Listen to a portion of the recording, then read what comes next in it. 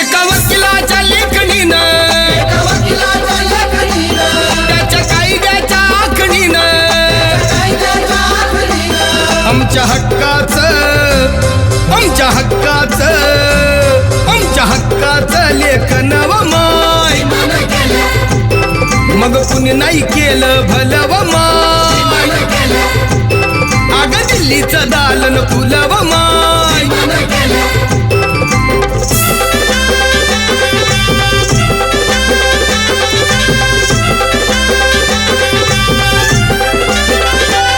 तुमच्या पोरानं शाळेत शिकावं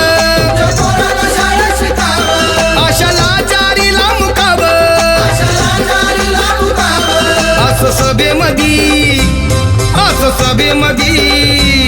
असं सभेमधी भाषण व माय